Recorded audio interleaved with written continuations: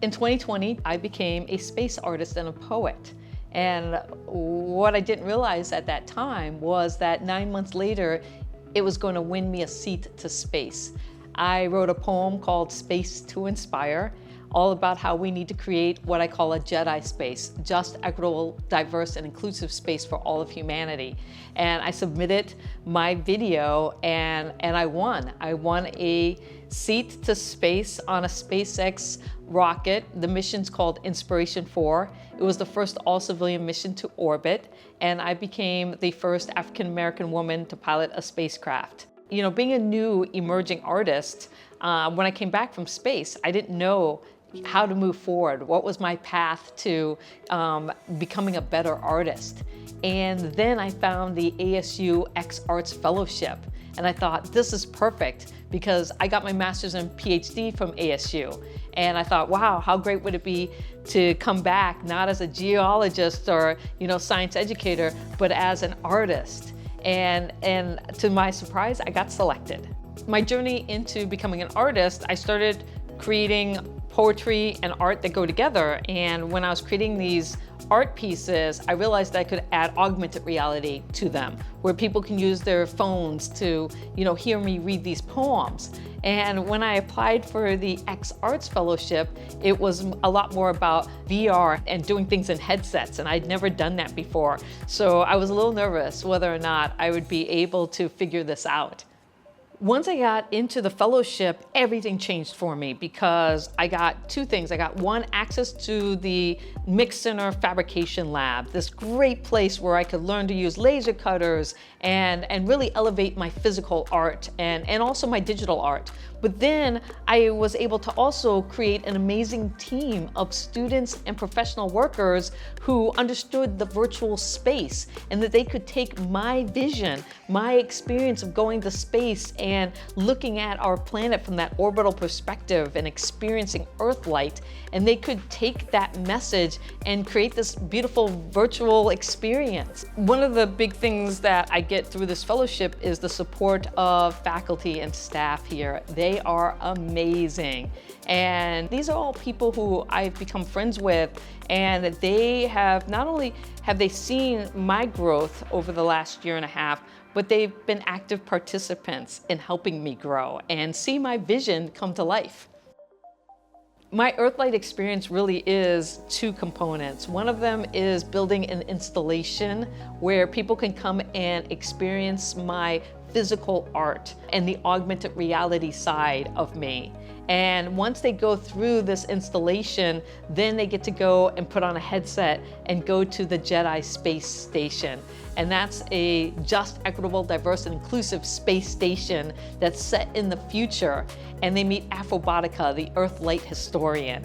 And she guides them on this journey of art and poetry and music, and also how solving for space solves for Earth. So there's this environmental component to the experience. My hope is that people get to experience even a glimpse of what I did while I was in space. To be up there floating and to be bathed in Earthlight and to get that overview effect and feel this love for our planet that I got to feel. If I can recreate part of that emotional experience in a virtual setting and leave people with this message of hope for the future, and that they're part of the narrative to solving some of the problems that we have here on Earth, then I feel like this project was a huge success.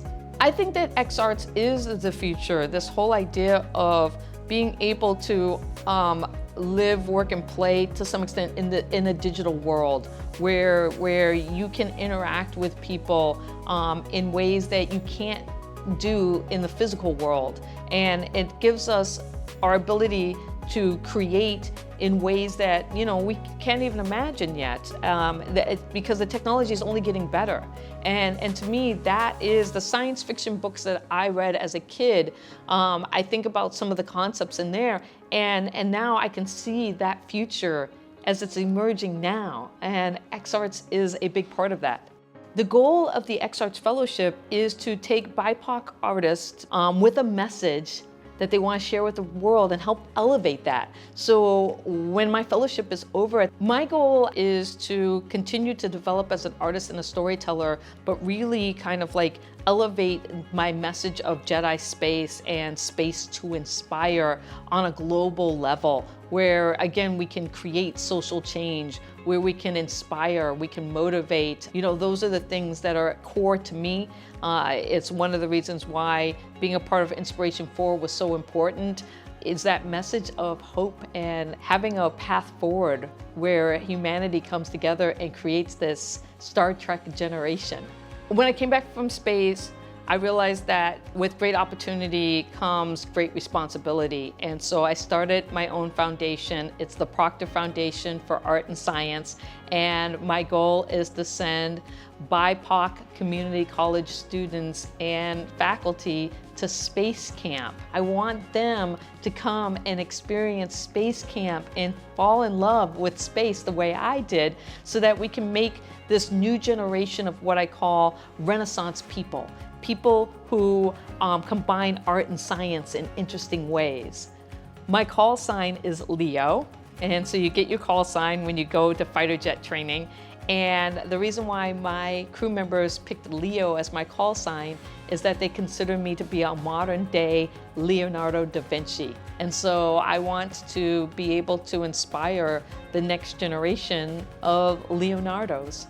My motto has been space to inspire. And a lot of times when I talk to people about that, they think I'm talking about outer space. But space to inspire is about this space, the space you inhabit. And my goal is to get people to recognize their unique, one-of-a-kind space and how they can use it to inspire themselves and the people around them and beyond. And if I can do that with my art and my poetry and my VR Earthlight experience, then I really feel I've become the artist I want to be.